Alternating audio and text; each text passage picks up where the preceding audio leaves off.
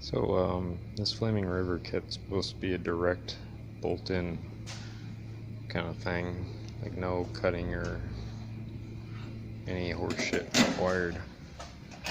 But this shaft obviously needs to be cut. And I want to put the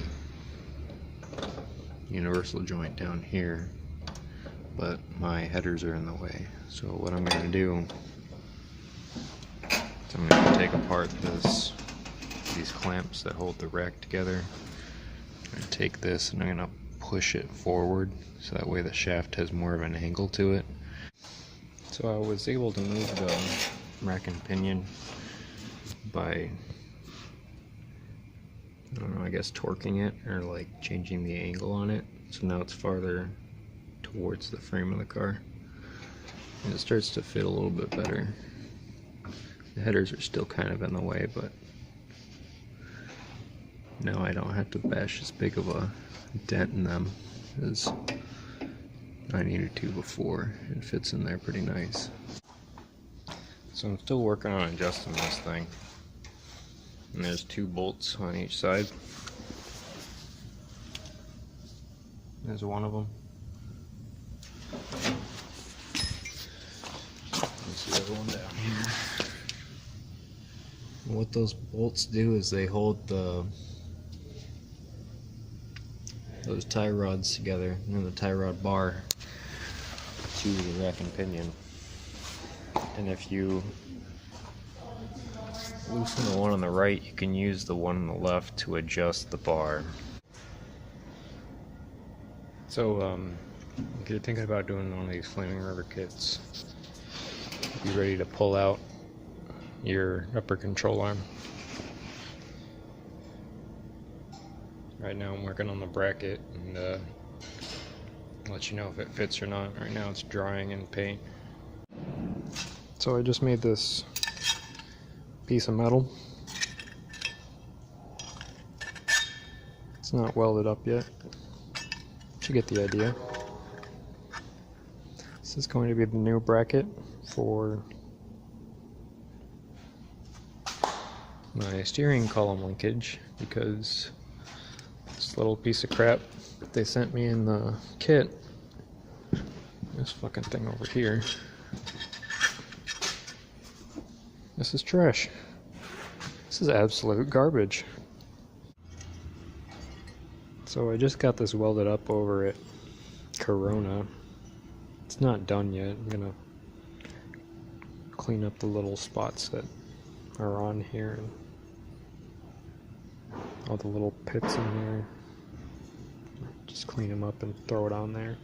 This top weld is okay, but I think this bottom weld needs to go, because I'll grind that flat and the weld will be no longer. So it doesn't have one on the inside, although it should. It's not too bad. Yeah, I think they did a good job. Yay, watching paint dry. Oh man, I forgot to grab my flashlight.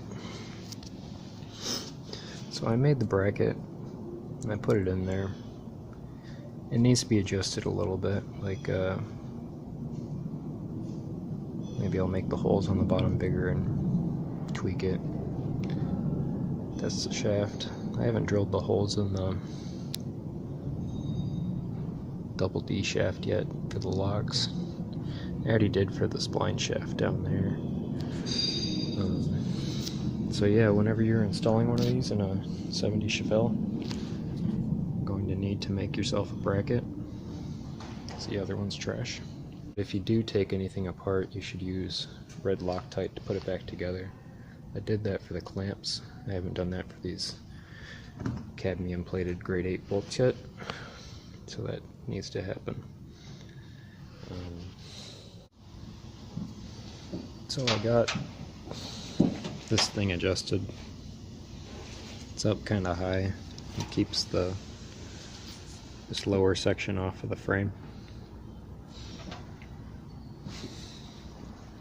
Turns pretty good. It moves around a little bit, but doesn't touch anything, so not too worried about it.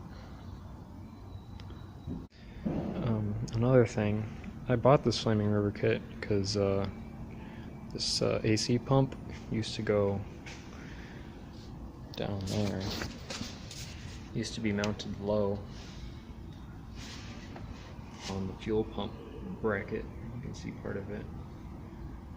But that AC pump, the low mounted AC pump, does not work with stock steering. It does not work with Flaming River rack and pinion kit.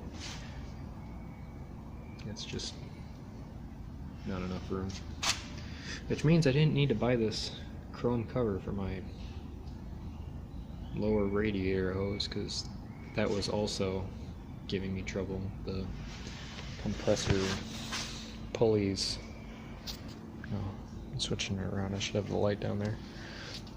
The compressor pulleys also are in the way of the water pump, so you can't have a low mounted AC pump and Flaming River rack and pinion kit because it just doesn't fit. But you can't have stock steering with a low mounted AC kit, so I'm keeping it.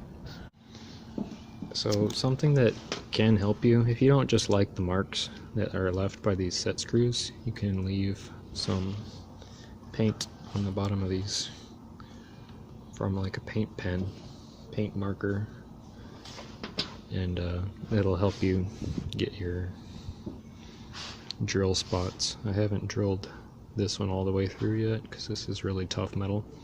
It's breaking my drill bits. I'll give you a few turns, and it moves around a little bit, but not enough for me to care. Yeah, I think that's fine because it doesn't touch the frame or the headers. I like it like that. This kit took me a few days to install, but it really wasn't as bad as it could be. Like if I had to make it all myself. Basically, to put it in a Chevelle, all the work I had to do was make a new bracket, cut the shaft, change the pinion angle for the rack and pinion. This thing right here, changed that.